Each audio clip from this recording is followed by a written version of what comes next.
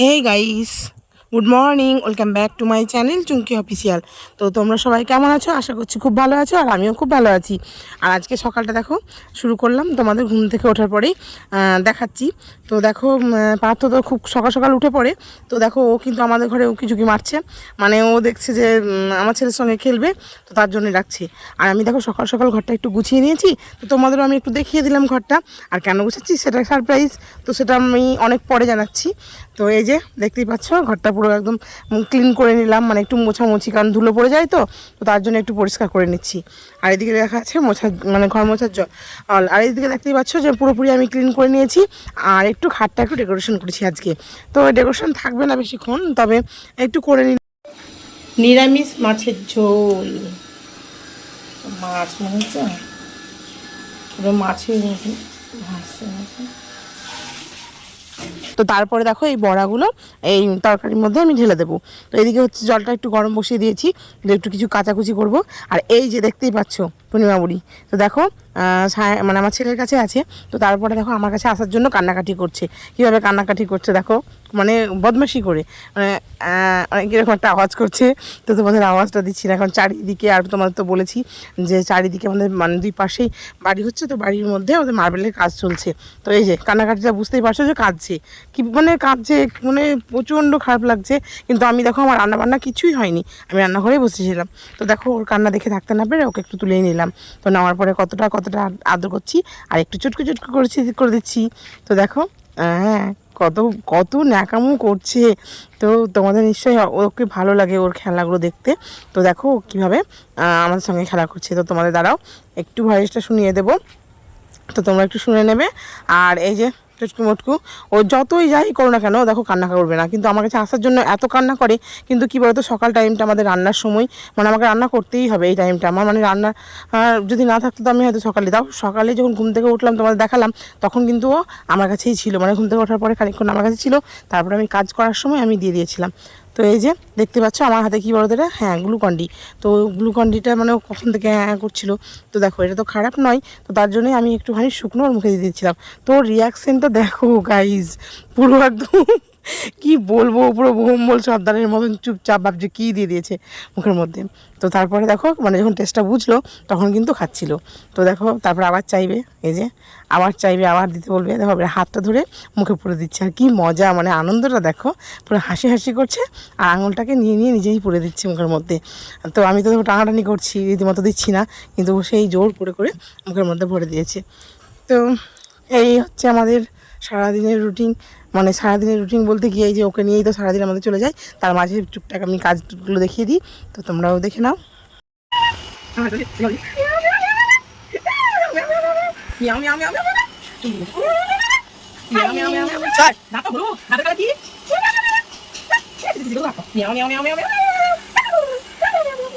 তো এই যে তোমরা খাওয়ার মেনুটা দেখতেই পাচ্ছ, এদিকে ভাত, আর এদিকে বড়া দিয়ে পটল দিয়ে তরকারি, আর এদিকে শশা আর লেবু।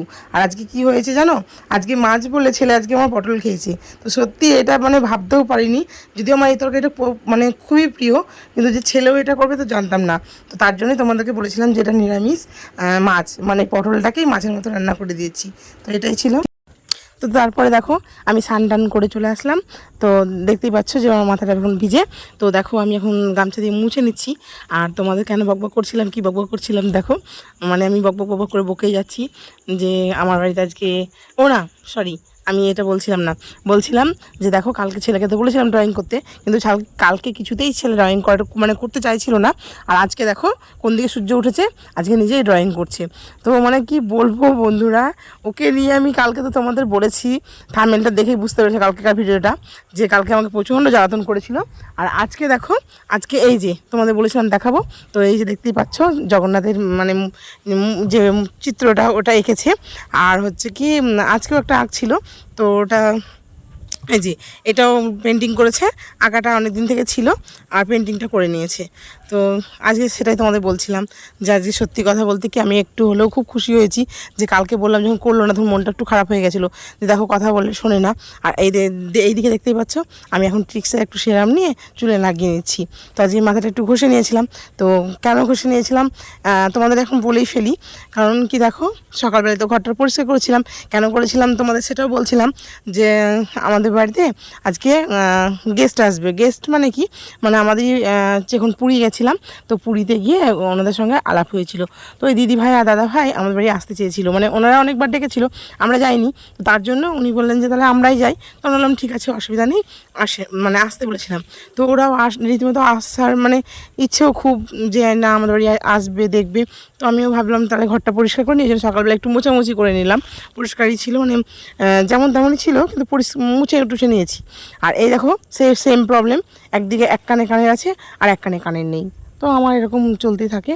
তো সেটা নিয়ে কোনো মাইন্ড করো না, কারণ আমি এরকম দেখবে সারাদিন যখন ব্লগ চলে আমার একটা কানে কানের থাকে আর একটা কানে থাকে না। তো তারপর মাথাটাকে একটু আঁচড়ে নিই আর বসে বসে দুটো রিলস বানিয়ে নেবো। তো আজকে আর বেশি কিছু সাজুগুজু করবো না, কারণ রিলসটাই বানিয়ে নেবো, কারণ ওনারা আসবেন।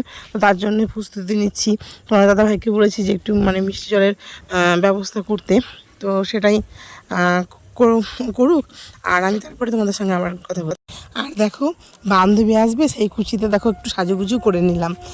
এই যে দেখো আমি একটু পরে নিচ্ছি নেল পালিশ। এমনিতেই আমি পরে নিই, মানে কী বলতো একটু করে যদি খুব কমে যায় তো আমি আবার লাগিয়ে নিই। যেহেতু পায়ের আঙুলে আমি হাতের আঙুলে না অনেক সময় না পড়লেও থেকে যায়, কিন্তু পায়ের আঙুলে যদি না পড়ি না তা ভালোই লাগে না। তো তার জন্যই দেখো একটু করে উঠে গেছিলো, তো আমি একটু পরে নিলাম। তো পরে নেওয়ার পরে তোমাদের কেমন লাগছে তোমাদের একটুখানি দেখিয়ে দিচ্ছি। তো বন্ধুরা আমি এখন আছি ছাদে।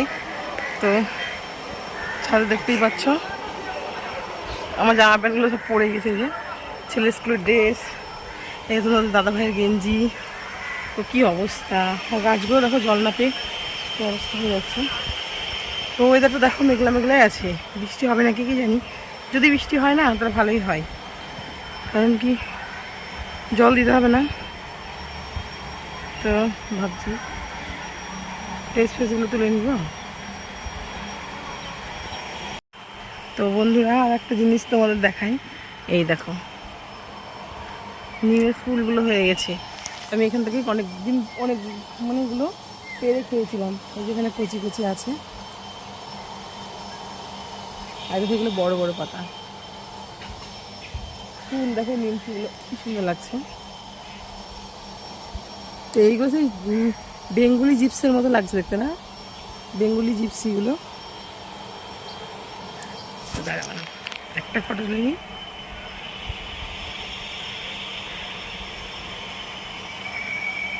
তুমি কি ভুল ধারে দিলাম ফুলটা, মনে হচ্ছে তাই। দাঁড়াও আর কত ফুল,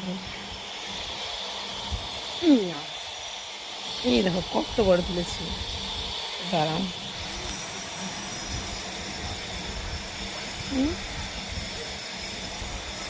জঙ্গল ফুল তুলে বেঙ্গুলি জিপসি বানিয়ে নিলাম।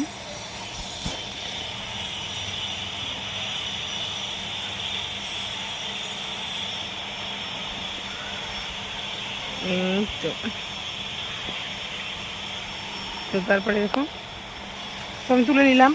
আর মেঘের অবস্থা খুব একটা ভালো নেই, দেখতেই পাচ্ছি তোমরা, ভালো লাগছে না।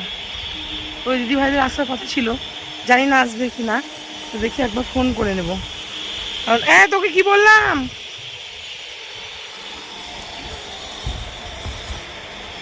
প্রচণ্ড আওয়াজ হচ্ছে। এই যে এখানে হচ্ছে কাজ চলছে এখন,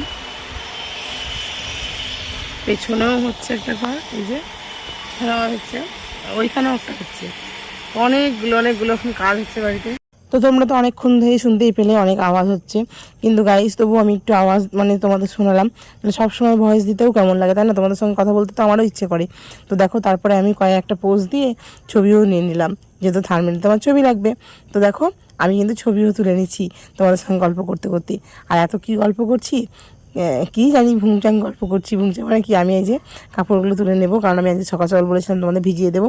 তো ভিজিয়ে কেচে টেচে আমি ছাদেই মেলে দিয়েছিলাম, যেহেতু নিচে আজকে জায়গা ছিল না। তো দেখো আমি ছাদে এখন উঠেছি। তো বিকেলবেলায় আমিও গেছিলাম আর তোমাদেরও আমি ছাদে নিয়ে গেছিলাম।